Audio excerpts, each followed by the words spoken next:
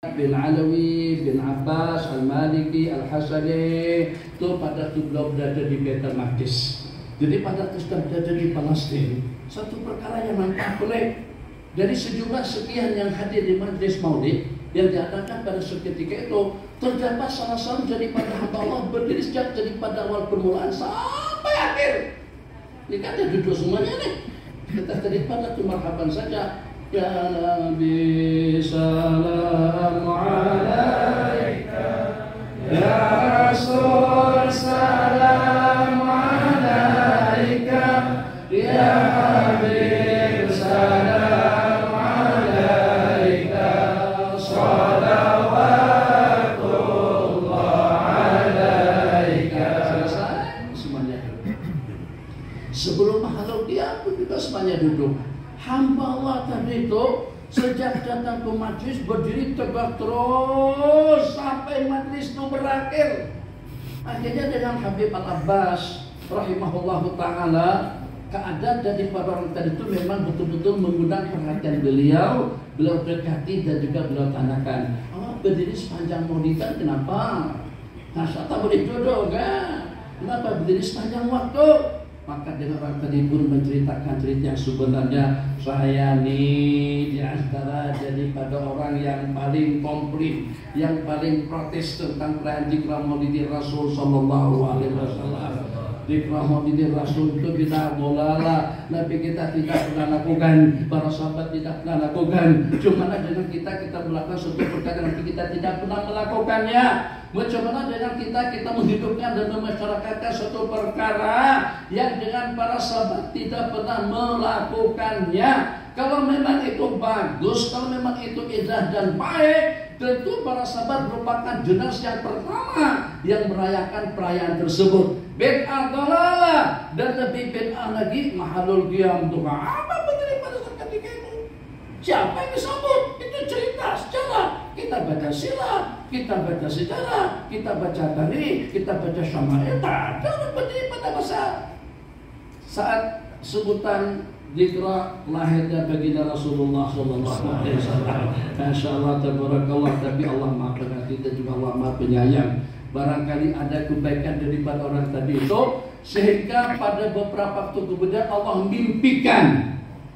mimpikan orang tadi itu bertemu dengan baginda Rasulullah SAW dalam satu perhimpunan besar, banyak ramai sekali yang berkumpul. Maka dengan semua hadirin yang hadir, pakat nak bersalaman, pakat nak peluk baginda Nabi SAW. Tapi kita kata tidak, semuanya duduk. Saya akan datangi, saya akan persilahkan satu persatu untuk bersalaman dan juga untuk memeluk aku dalam mimpi. Jadi Nabi kita pun datang pada satu oke bang, abang pun bangkit, peluk, cium, salam dengan baginda Nabi SAW, duduk, berikutnya, sampai gilirannya kepada yang protes tadi itu. Kalau dengan ente, entah apa ya bang. Kemudian ada daripada orang yang ingkar tentang makhluknya. Nabi kita kata macam itu. Kalau dengan awak, tak payah bangun. Terperanjat orang tadi itu, ya Allah, semuanya pada bangun, semuanya pada bangkit, semuanya pada diberi peluang untuk bersalaman, untuk memeluk Sayyidina Rasulullah SAW. Kenapa Nabi kita tidak berkenan untuk aku memeluk beliau? Kenapa Nabi kita tidak berkenan untuk aku bersalaman dengan beliau? Taubatan nasuha, tanya sana sini jumpa tutu guru, kata tu guru tobat daripada ingkar maulid. Jadi di Indonesia, Aceh itu ada satu slogan disebut dengan Pak Aceh Merdeka. Bisa ada satu sebutan mufakat. Gam. Aceh Merdeka. Gam. Pasukan gerakan Aceh Merdeka. Jadi kata juga gerakan anti maulid. Yang anti maulid. Jadi kata guru murabi Arifillah, kamu kena tobat. Kamu kena bercabut daripada pendirianmu. Kamu kena berjauh daripada keyakinanmu yang membid'ahkan dan mentadlil orang-orang yang berkumpul dalam Dzikra Maulidin Rasul, dan juga dengan mereka yang berdiri pada mahalil qiyam. Tabat-tobatan nasuha beberapa minggu, beberapa bulan ke depan, Allah takdirkan kembali untuk berjumpa dengan Sayyidina Rasulullah SAW. Sama seperti mimpi yang pertama, tidak ada berbeda dengan kejadian yang sebelumnya. Macam seperti yang dilihat pada malam yang pertama, berjumpa Sayyidina Rasulullah SAW. Nanti kita persilahkan kepada mereka untuk bersalaman satu persatu. Nanti kita perkenankan untuk bangkit, untuk dia bangkit berdiri menyalami dan juga memeluk, sehingga sampai kepada giliran orang tadi itu Nabi kita sabda amal ana pakom, kalau sekarang kau bangkitlah untuk bersalaman dengan aku. Karena itu orang tadi itu tiap diadakan Dzikra Maulidin Rasul tak hanya berdiri pada mahalal qiyam dari Allah. Dzikra Maulid diadakan sampai taqabbalallahu minkum minna wa minkum taqabbal ya karim. Ini untuk salat yang pertama. Bismillahirrahmanirrahim. Agar bagaimana dengan mulut kita yang kotor ini, kita cuci dengan air taubah, kita basuh dengan air istighfar, kita basuh mata kita dengan tetesan air mata, daripada tatapan yang tidak boleh ditatap, daripada ucapan yang tidak boleh disebut, daripada perbuatan yang tidak boleh kita lakukan. Ya Hayyu ya Qayyum ya Arhamar Rahimin. Ya walaupun kita sebagaimana kita tahu tentang diri pribadi kita masing-masing, tapi ternyata di Allah berkenan untuk kita menyebut. Jangan sampai kita beranggapan memangnya untuk apa, tak nak, tak kisah, tak peduli, aku yang tak nak. Tidak. Orang yang tidak bersalawat, manusia yang tidak berzikir, manusia yang tidak membaca kalamullah jalla jalaluhu, itu bukan dikarenakan karena dengan dia yang tak nak. Justru Allah tidak berkenan untuk mendengar suaramu. Allah tidak ingin untuk mendengar lantunan dan ratapan Anda di hadapannya. Kalau Allah tak nak dengar suara kita, mana mungkin Allah akan kabulkan doa permintaannya. Waliyadzubillah. Jadi jangan sampai saya cukuplah kawan-kawan yang pegang mikrofon tuh selawat dan salam tuh ada para habaib, tuh ada dengan para tutur, tuh kawan yang di depan. Kita tuh apa suara kita pun serak-serak seperti ini, merdu apa? Cantik mana, cadap, dah, jangan sampai kita punya pandangan seperti itu. Kita paksakan untuk kita bersalawat, kita paksakan untuk kita berzikir. Uzkuruni azkurkum. Ingat aku akan mengingat kalian. Jadi dengan kita memang disuruh untuk kita berzikir sebanyak-banyaknya, untuk kita senantiasa selalu wasil terhubung dengan Allah Jalla Jalaluhu, agar senantiasa selalu dengan kita diingat kita pada waktu kita sakit, diingat kita pada waktu kita sehat, diingat kita pada waktu kita memerintah mengangkat Allah, diingat kita pada waktu kita memimpin, diingat kita pada waktu kita terbabit dalam politik. Kita tak nak kalau lantunan doa yang kita mohon kepada Allah pada tiap kali kita melaksanakan sholat, ihdinas siratal mustaqim, bimbinglah kami kepada jalan yang lurus, itu ternyata tidak didengar oleh Allah Subhanahu wa ta'ala. Musibah kubra, musibah yang paling besar kalau kita tidak mendapatkan bimbingan hidayah daripada Allah Jalla Jalaluhu. Masya Allah tabarakallah, sudah dilihat, sudah didengar, sudah diperhatikan, sudah kita tumpati, sudah kita pakai, sudah kita makan, sudah kita minum, sudah kita gunakan, kita kerjai. Semua fasilitas nikmat yang Allah berikan kepada kita telah kita gunakan dengan baik. Oke, mana income tax-nya? Kamu hari ini saja dalam berapa macam benda kita tengok, dalam berapa macam bentuk tatapan pandangan mata kita melihatnya, berapa yang kita dengar. Malam ini makan kambing, kita duduk kambing, makannya, siapnya, asam pedasnya, kelipatnya, donatnya, kerupuknya, kecap, makan jatah kisah, pakai saja tak ada masalah, gunakan saja, memang itu aku ciptakan untuk kalian. Tapi pada masa sama jangan sampai lupakan aku. Uzkuruni azkurkum. Nanti kamu waktu sakit, jangan pada waktu sakit Ternyata dengan kita baru nak insaf, baru nak sadar sakit, yang namanya sakit lah, berdiri pun susah. Tak susah. Allah.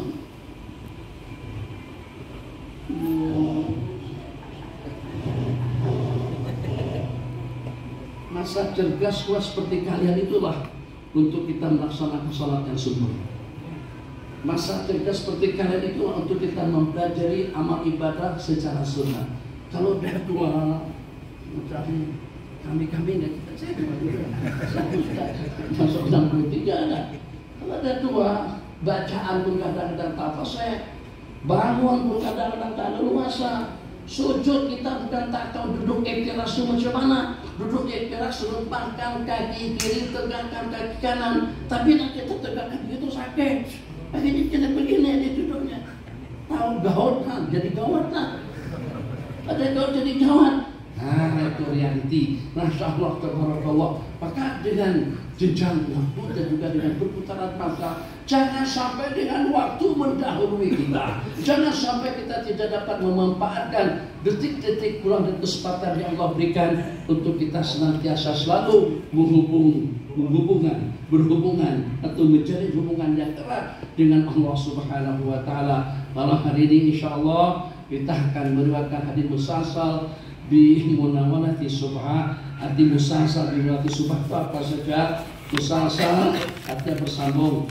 Munawwarah menyerahkan, subha artinya tasbih. Jadi dulu bang kita pergi ke Damaskus ke sini, ke Damaskus, kita pergi ke Syria, kita pergi ke Yaman, kita pergi ke Hadramaut, kita pergi ke Mesir, kita pergi ke Indonesia, kita pergi ke mana saja. Kalau pada itu kita berjumpa dengan tutu guru, ra'aitu subhata fi yadihi, aku tengok ada tasbih di tangannya itu dahulu. Aku berjumpa dengan tuguruku Syekh Umar Hamdan, aku berjumpa dengan tuguruku Syekh Amir Ridwan, aku berjumpa dengan tuguruku Syekh Abid Siddiq, aku berjumpa dengan Imam Sufyan Tsauri, aku berjumpa dengan Imam Bisrul Habib, aku berjumpa dengan Imam Junaid Sayyidul Taibah. Satu persatu mengatakan ra'aitu subhata fi yadihi, aku tengok tasbih ada di tangannya. Zaman kita sekarang, aku jumpa dengan tu guru di Singapura, aku tengok handphone di tangannya. Aku jumpa dengan tu guru di Jakarta, aku tengok dua-dua handphone di pocketnya. Aku jumpa dengan tu guru di Mekah, lagi sedang selfie dengan handphone.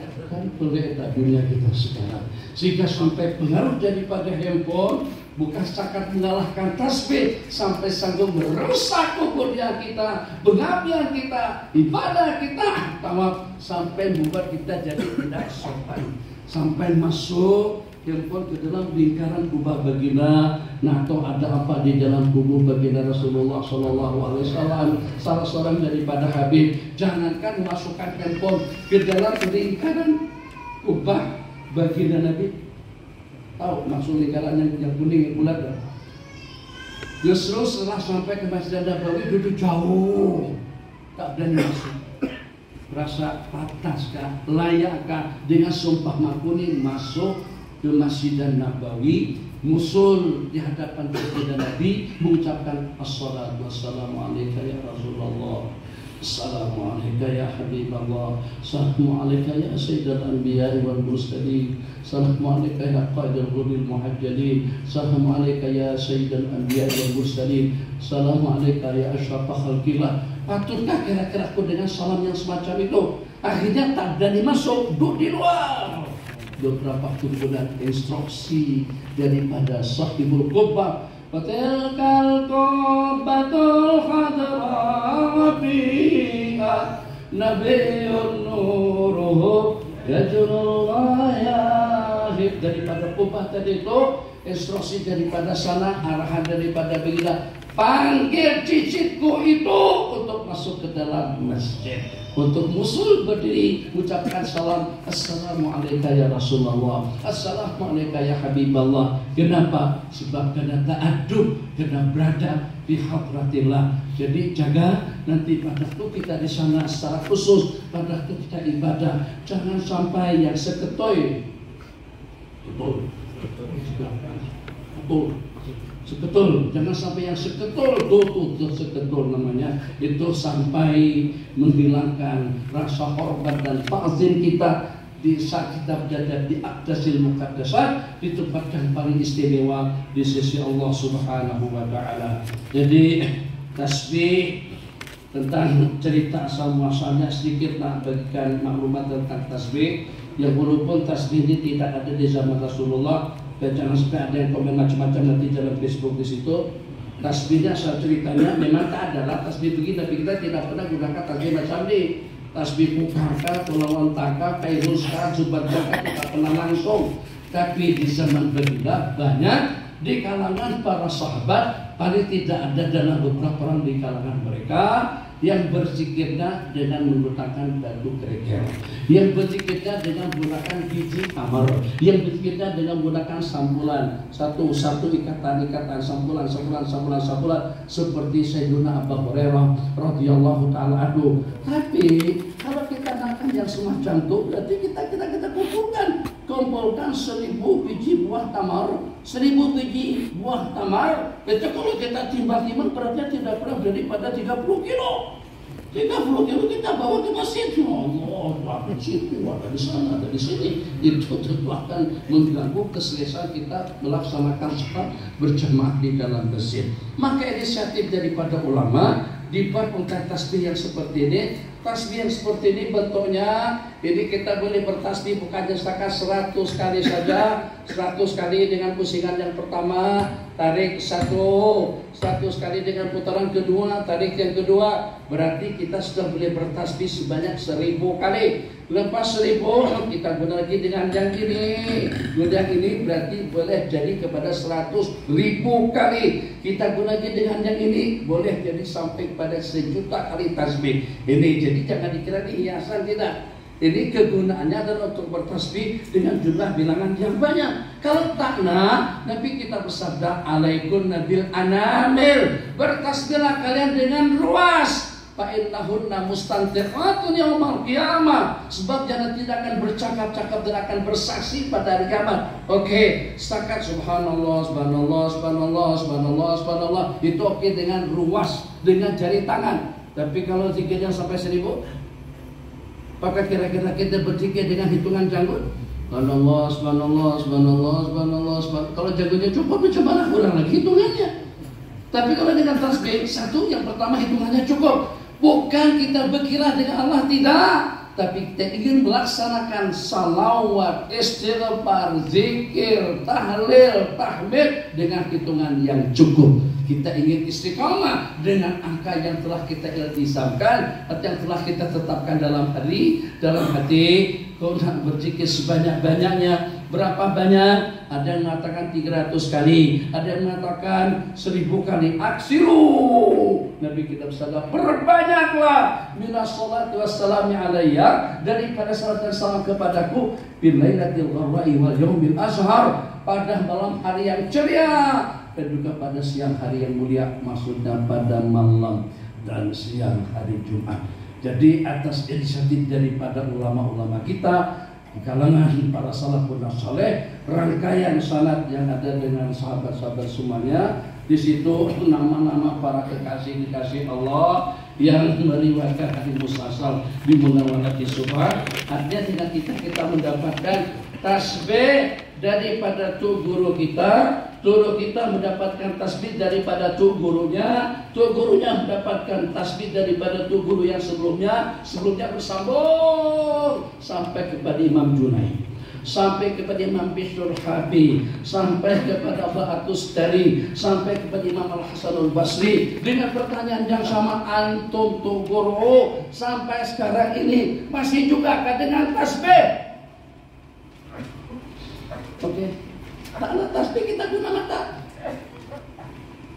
Subhanallah, subhanallah, subhanallah, subhanallah, subhanallah, Kenapa boleh? Boleh kalau dengan kita bertasbih dengan mata, atau kita bertasbih dengan rambut, udahlah. Jadi kalau memang ini jadi asbab yang memudahkan kita untuk kita menghitung jumlah bilangan yang sudah kita tetapkan, Kalau memang ini senantiasa selalu mengingatkan kita kepada Allah, namanya mudzakir, apa salahnya? Bahkan sebagaimana yang diistilahkan dalam kaidah usul, bil wasilati hukmul maqasid. Maqasid, maksud dan matlamat itu adalah zikir, hukumnya sunat. Sunat kita memperbanyak. Maka wasailnya, wasilah agar kita dapat berzikir sebanyak-banyaknya itu adalah dengan tasbih. Ulama mengatakan berzikir dengan tasbih. Kalau tidak sunat pun hukumnya sangat-sangat digalakkan dan juga sangat-sangat dianjurkan. Jadi nanti ke depan jangan sampai handphone dibawa ke sana kemari tapi tasbih tertinggal di rumah. Bawa juga tasbih, bawa juga handphone. Handphone tidak akan berani atau tidak akan mungkin kita bawa pada waktu kita mati. Tapi tasbih, dan walaupun dengan kita tidak meminta, berpesan, berwasiat agar dimasukkan ke dalam kafan kita, tapi jangan bersaksi dengan segala kebajikan, zikir, amal, salawat yang kita lakukan. Saya bacakan musal-sal di Munawwalati Subha. Jadi nanti saya akan munawwalahkan. Sepatutnya saya, kalau saya ini jadi Syekh Mukhtar Bukhari, memang saya berikan tasbih buka yang harga 300 ribu satu untaiannya untuk saya berikan kepada jemaah semuanya. Tapi saya ini bukan Syekh Mukhtar, saya ini bukan Tuan Daim, saya ini bukan koprak, bukan orang kaya. Kalau saya kaya, sepatutnya arti munawwalah di Subha saya berikan daripada tasbih kepunyaan saya sendiri. Tapi kalau kepunyaan saya sendiri, sebelum saya tasbih ada yang punya 70 ribu, ada yang punya 100, yang 120, bengkak lah aku kalau macam. Jadi bagi saya ambil tasbih yang ada dengan kalian, sudah Abi serahkan kembali. Munawwalatnya serah terima. Jadi saya akan lakukan serah terima tasbih.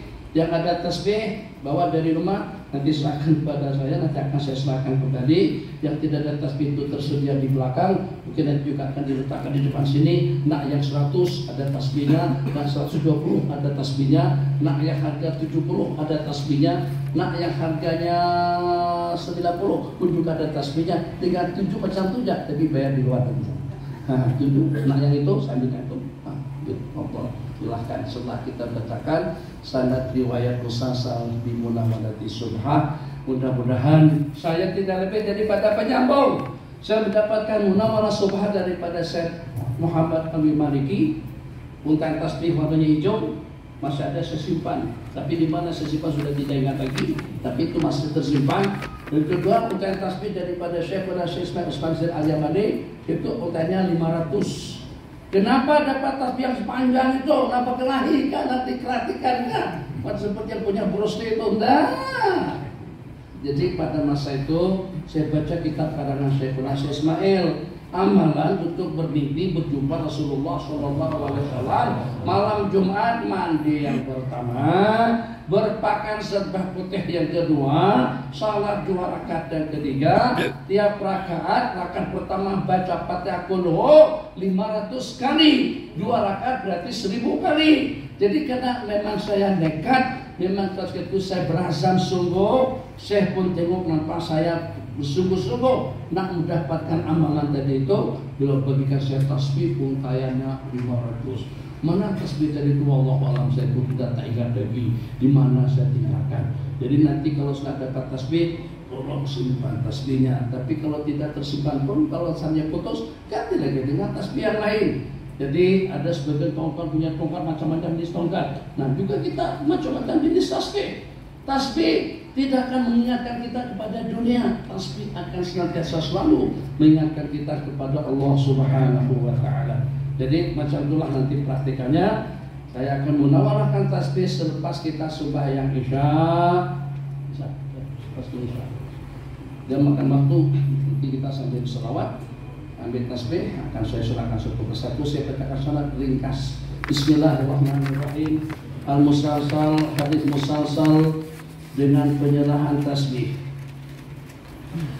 Dengan sanad yang saya sebutkan di sini, qala Syekhuna Syekh Muhammad Nuruddin, pelajar yang tulis, dan juga dengan Syekh Sufyan Nur, dan juga dengan beberapa nama yang disebut.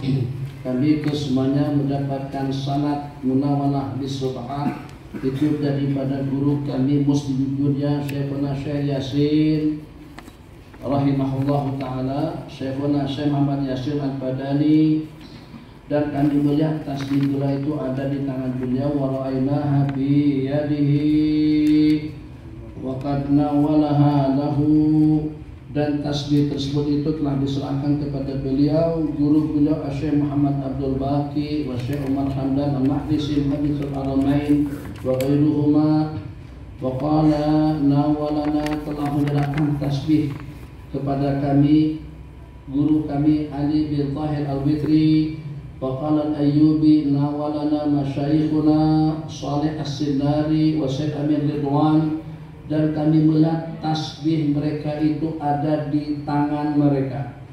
Begitu juga dengan Syekh Mukhtar At-Tarid daripada Syekh Muhammad Amin. Qala al-awwal wa Syekh Muhammad Amin nawalana Abdul Ghani Ad-Dihlawi surhatahu, telah menyerahkan kepada kami tasbih beliau dan kami melihat tasbih itu ada di tangannya. Berikutnya 4, nawalani Muhammad Abid As-Sidi subhatahu, qala nawalani Yusuf bin Muhammad ibn Alauddin Al-Misjadi, qala nawalani Abdul Khaliq Al-Misjadi, qala nawalani Muhammad bin Hayat As-Sindi, qala nawalani Abdullah bin Salim Al-Basri, qala biriwatil Qawmuqi indal Amin indal Ayyubi wa biriwatil Dihlawi indal Mahrisi, nawalani Muhammad bin Sulaiman Al-Maghribi, nawalani. Satu persatu daripada ulama menyatakan tentang mereka telah mendapatkan tasbih daripada tu guru mereka, dan mereka menyaksikan tasbih di tangan tu guru yang meriwayatkan hadis itu kepada mereka. Lanjut, nawalani Abu Usman Said Kadura, qala nawalani Ahmad Hijji Al-Wahrani an Ibrahim At-Tazi, qala nawalani Abul Fattah Al-Maradi, qala nawalani Abul Abbas Ahmad ibn Abi Bakar Ar-Raddad, qala nawalani Al-Qadhi Muhammad bin Majduddin Muhammad bin Yaqub Al-Bairus Abadi, pengarang kitab Qamus, nawalani Jamaluddin Yusuf bin Muhammad As-Samurri As-Surramurri, qala nawalani Taqiyuddin Muhammad ibn Ali, qala nawalaniha Majduddin Abdul Samad Al-Muqri, qala nawalaniha Abi Abul Jaish Al-Muqri, qala nawalaniha Abul Fadl Muhammad ibn Nasir, qala nawalaniha sanad yang ke-22 Abu Muhammad Abdullah ibn Muhammad As-Samarkandi, qala nawalaniha Abu Bakar Muhammad bin Ali As-Sulami Al-Haddad, qala nawalaniha Abu Nasr Abdul Wahab ibn Abdullah, qala nawalaniha Abu Hasan Ali bin Hasan As-Sufi, qala nawalani Abu Hasan Al-Maliki, faqad ra'aitu wa bi yadihi subha. Jadi kata Abu Hasan Ali bin Hasan As-Sufi menyerahkan kepada saya Abu Hasan Al-Maliki tasbihnya, dan aku melihat di tangan beliau ada tasbih.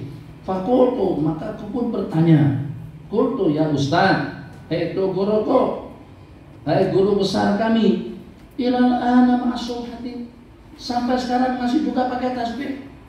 Kan orang kalau udah subati dengan zikir, tak pakai tasbih pun hanya tidak berzikir, bahkan dia berzikir pada masa tidur. Kita jangan hanya dulu yang semacam itu. Kita pada juga gak pun berzikir, bagaimana berzikir waktu tidur. Qala ya Ustaz ilal ana masul hati. Jadi kata macam itulah yang saya tengok guru saya Syekh As-Saqati, dan aku tanyakan pertanyaan yang sama sampai sekarang. Guru saya masih juga guna tasbih. Jadi kata begitulah yang saya tengok guru saya Imam Bishrul Hafi. Imam Bishrul Hafi ini sezaman dengan Imam Ahmad ibn Hanbal. Dikatakan pada masa belum meninggal dunia, jenazah disalatkan sejak daripada waktu subuh, tidak berjaya dikuburkan, tidak selalu dikuburkan, melainkan setelah terbenam matahari. Daripada pagi ramainya tak pernah ada manusia menyembahkan seseorang dengan jumlah gerakan yang selama itu, daripada setelah pagi sampai petang. Imam Ahmad bin Hanbal yang sezaman dengan Imam Bishrul Hafi, pada waktu beliau meninggal dunia, jumlah bilangan yang menyembahkan Imam Ahmad hampir tidak kurang daripada dalam 2.500.000. Dihitung daripada berapa? 100 orang saja yang membayangi kita, Nabi kita jadikan kompong dan pasti syafaat, permintaan rahmat dan maghfirah daripada orang ramai tadi itu akan diterima oleh Allah. Bagaimana kalau sampai 1000, sampai 1.000.000, sampai sekian puluh juta. Jadi mudah-mudahan rangkaian ini bukan setakat hanya rangkaian dengan nasi mandi, dengan nasi matruh nanti selepas salat isya. Jangan hanya perhimpunan kita dalam zikra maulid Rasul, tapi juga kita ada rangkaian siapapun. Kalau ada tertera daripada kita meninggal dunia, tolong diinformasikan, kita beritahukan kepada imam. Kalau memang kita imamnya, kita akan adakan salat wajib Allahu Akbar kepada sahabat kita, jamaah maulid malam hari Senin di Surau Haji Akhir. Benar. Jadi kita dapat bilangan pahala daripada doa orang apa? 2.500.000 itu bukan sedikit. Masya Allah, tabarakallah, manusia seketika mereka menghantar Imam Syekh Mutawalli Syahri ke pemakaman beliau, macam juga dengan Sayyidi Syekh Muhammad Abi Maliki rahimahullah ta'ala, bukan lagi 10.000, ratusan ribu yang menghantar beliau ke mahla bil mustaqbalil akhir. Kita lanjutkan. Qala Imam Bishrul Hadi, sampai sosiatu guru sekarang ini dengan keilmuan dan juga dengan makrifahnya masih juga dengan tasbih. Macam itulah yang saya tengok guru saya Umar Al-Makki, dan aku menanyakan kepada pertanyaan yang kau tanyakan kepadaku. Faqala, kata Syekh Umar Al-Makki, ini semuanya para sufi, semuanya para aulia, semuanya di kalangan para wali-wali qutub, wali-wali al-aqtab. Wa ra'aitu ustadi, aku melihat, kata Umar Al-Makki, Al-Hasan Al-Basri, Imam Al-Hasan Al-Basri, wa fi yadihi subhah, di tangan beliau terdapat tasbih. Faqultu ya ustadi, hai itu guruku, dengan agungnya kedudukan dan kemuliaanmu di sisi Allah dan dengan baiknya amal ibadah yang kau laksanakan, masih juga kata guruku bergelut dengan tasbih. Jadi kata beliau, ada musasanya di sini, qala hada syai'un. Ini tasbih ini sesuatu. Hada syai'un, ini adalah sesuatu. Kunna sta'malnahu fi bidayah. Kami gunakan pada permulaan dunia suluk. Kami gunakan pada permulaan dunia iqbal Allah. Kami gunakan pada permulaan dunia mendekatkan diri kepada Allah Jalla Jalaluhu dalam dunia makrifah dan asrar. Kami gunakan itu pada permulaan kami di al-bidayah, pada permulaan ma kunna natrukuhu, maka kami tidak akan meninggalkannya fil nihayah, pada masa penghujung. Ini teman, kadang-kadang orang tua, kereta itu sudah buruk, kata Bapak jual aja lah kereta buruk. Apa? Itu kereta papa yang pertama tuh, itu sebelum kemerdekaan lagi papa udah beli kereta tuh. Tahu kamu tuh dilahirkan dalam kereta tuh, tahu itu cerita. Jadi orang kata itu memang lekat betul dengan rumah tuh udah buruk, tanahnya mahal. Kalau dijual tanahnya pun kita boleh beli banglo. Kenapa tanah dijual? Karena ada memori kita. Ini dengan permulaanku dahulu, maka sampai kepada penghujung dengan nihayatul kamal sekalipun, tetap aku tidak akan melepaskan dan juga tidak akan meninggalkannya. Kenapa ya Ustaz? Ana uhibbu, aku ingin berzikir mengingat Allah Jalla Jalaluhu, satu dengan mulutku, dua dengan hatiku, tiga dengan tangan dan pada tasbih. Jadi kita berzikir dengan tasbih, zikir dengan mulut, zikir dengan hati. Kita kombinasikan antara hati dan mulut dan juga dengan gerak anggota yang kita gerakkan. Kadang-kadang kita berzikir dengan lengang-lengang, ya, sebagaimana dengan para sahabat, kanu yatamayaduna katamayulil asjar, mereka berlengang-lengang pada kedudukan berzikir mengingat Allah Subhanahu wa taala. Sambungan yang berikutnya tidak berbeda dengan syarat yang telah disebutkan sebelumnya. Jadi insyaallah selepas kita salat isya nanti kita atur seperti yang saya katakan, yang ada tasbih serahkan tasbihnya. Saya tidak ambil, saya ambil sedikit saja, betul, saya akan serahkan kembali. Sedikit cerita. Ada sahabat kita dari Malaysia, masa di Mesir tadi mana saya pun tak pasti. Dia beli tasbih mahal 1.000 ringgit dulu, bukanya jadi 3-4 sekarang saja buka dalam 100-120 dulu, buka mahal. Jadi tujuan dia pada berjumpa dengan Tuh Guru, Nah, bagian kepada tu guru tadi itu supaya dapat riwayat musasal di munawarati subha dengan harapan tu guru tadi itu bagi balik ke tangan dia. Tu guru tadi itu setepat dia bagian tasbih dia, tu guru bilang jazakallah khairan jazakallah khairan. Langsung tu guru simpan, nangis dia. Nangis kenapa seribu doanya? Saya bukan nak bagikan kepada tu guru, nak mendapatkan keberkatan tasbih yang akan saya tasbihkan tadi itu pernah disentuh oleh orang yang mulia secara bersambung sampai kepada Imam Al-Hasanul Basri rahimahullah taala dan pukul 10. Jadi kalau lanjut nanti takut kalau kelaparan, jadi saya tidak mau. Jadi mesti nanti munawalah itu ada Mama Abidah. Mama Abidah ini daripada Perak, jadi orang rumah Habib. Jadi nanti akan diserahkan, saya sudah serahkan tasbih kepada Mama Abidah, nanti Mama Abidah akan serahkan kepada musibah yang ada di sana. Seperti yang saya katakan tadi, yang ada tasbih serahkan tasbihnya, dan tidak ada tasbih ambil tasbihnya di sana. Nanti berurusan dengan dikir juga dengan berurusan dia, dan juga pada masa munawalah nanti kalau boleh letakkan tasbih di sini. Jadi kalau ada yang berminat nak beli di belakang sini ambil saja. Ambil pilih yang mana satu akan saya serahkan satu persatu tangan tasbih kepada tangan si penerima. Billahi taufiq wal afu minkum. Wassallallahu ala sayyidina Muhammad wa ala alihi wa sahbihi wa sallam.